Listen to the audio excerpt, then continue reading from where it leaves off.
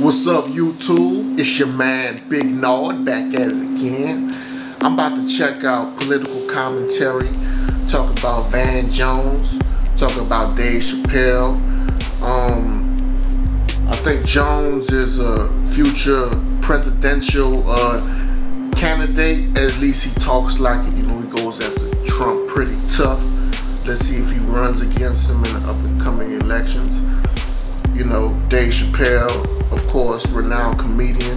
Let's see what political topics they might touch on. Let's go ahead and delve in. Is this question, though, around Democrats versus Republicans? And you have people like Kanye West who's saying, listen, you know, love you guys and Democrats. Excuse me 1 second. You running out of there.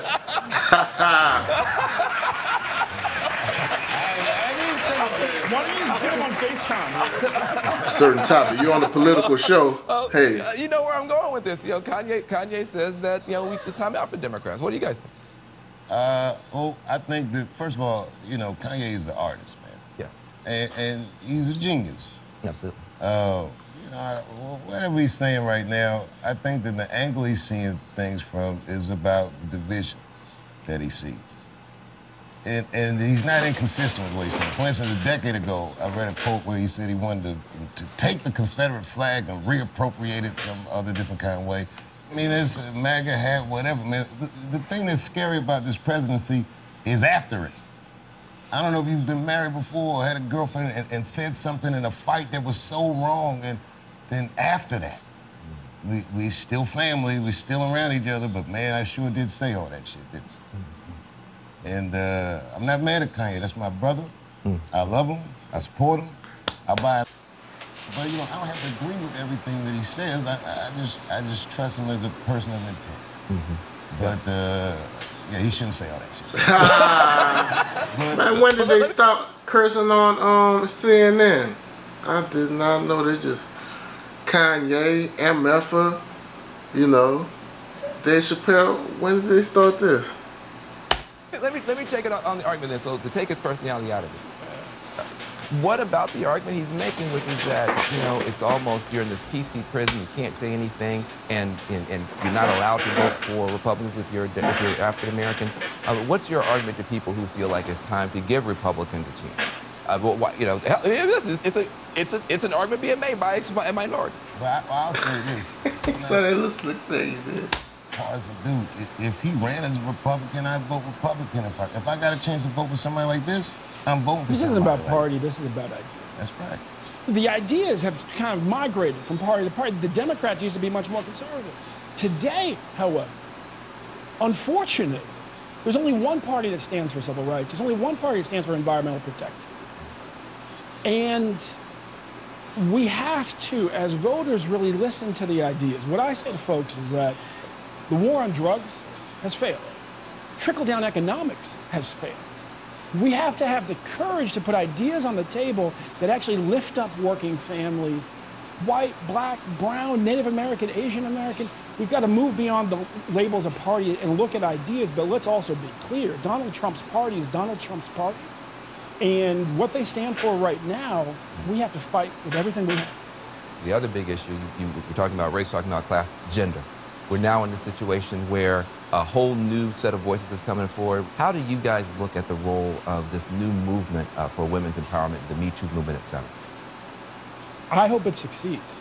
What we all have to realize is that we all have to stand up in this moment and say that these women who have courage to step forward, these men in many places, the courage to step forward who were sexually assaulted as well, we have to believe survivors. We have to have their back. And we have to figure. I think the Me Too stems from Harvey Weinstein and all this stuff about Bill Cosby. But I just hope that, okay, Bill Cosby is in jail right now. If Harvey Weinstein doesn't go to jail, you know, for doing the same or worse, hey man, come on now. Come on now. People look at that, man. That's crazy. If he doesn't go to jail, Me Too has failed. Figure out how we finally leap forward, because we've been staying stuck for a long time. It shattered a lot of lives, and enough is enough. Yeah, I think that for most men, especially the men that I'm talking to, one, I'll tell you that as a movement, it's effective. Like in Hollywood, man, they are buttoning up. Which is good. Yeah, Which is good. It's better than good. It's necessary. As they should. Two, I'll say that there's a lot of men that are learning from No, I'm so against rape. Rape, you know what I'm saying? People, they should get the death penalty for raping a woman. First time, the extent of the plight of the women in their lives. We're just learning that consent is important. Most of our states, they don't teach consent when they teach sex ed. Think about that. That's right. And this is a tough discussion, but it needs to be had. And people need to learn the lesson, and we need to listen to one another. I think that some people are so threatened by the movement, or they're so worried about it that they're not hearing the messaging behind it. But I think it's an idea, this time has come, and we'll see. Previously on SNL, you said you wanted to give Trump a chance, but you also wanted to make sure that he gave disenfranchised people a chance. Looking at the Trump presidency almost 2 years in, do you feel that he gave disenfranchised people a chance? It's hard to tell where Trump ends and his constituents begin, but I think that the rhetoric of his presidency is repugnant. I just don't like the way he talks. I don't like, you know, there's certain, we're living in a time where there's got to be a little more cultural sensitivity. And even a guy like me that's just writing jokes, I have to listen more than I've ever had to listen because the gripes is coming so fast and furious. And I'm not dismissive of people's gripes. It might sound like it on stage, but I listen. And as a president of a country that's as eclectic as ours, you know, you look around your crowd, you see it's like a patchwork of people. I just think that he's speaking to a very small choir. And there's so many more opinions that just the way he engages the public is dismissive. I don't like talking bad about the president, but I said we should give him a chance because he's the president of the United States now. What choice do I have? Right. But I think you also apologized for that sometime later, didn't you? Well, I don't ever apologize for just. Yeah, what I you said say? is, I said I shouldn't have said that shit. Let's be clear, right? Let's be clear. Donald Trump is playing a politics of divide and conquer. He's picking scapegoats all day long. Muslims, Mexicans, immigrants, black folks, women, it goes on and on. Yep. Occasionally, So is this brother going to run against Trump? Who's going to run against Trump? That's what I want to know. I mean, you could talk about Trump all day. Who's running against him? Who? Clinton? I mean, you could complain all day, but if you don't have an opponent being trained right now, all the complaining for naught.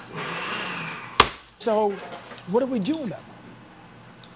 We actually have to listen to each other. We have to talk to each other respectfully. We got to pull each other together because the only thing that beats the politics of divide and conquer is the politics of unite and prosper. And that's only possible if we're willing to respect each other and listen to each other. So there you have it. I see that, you know, Van Jones, you know, Dave Chappelle, and the other brother, I believe, is a politician.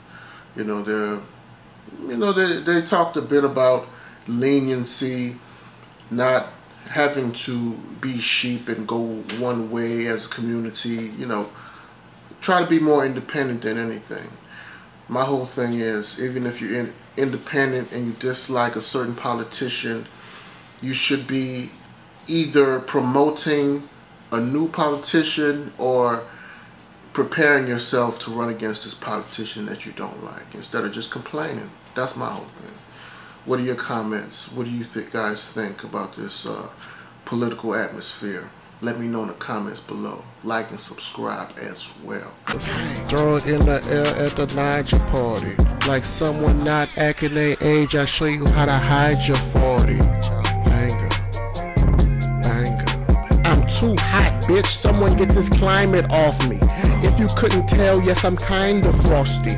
You not talking about that paper, yes, you kind of lost me. No tomato dripping Prego, yes, I'm kind of saucy.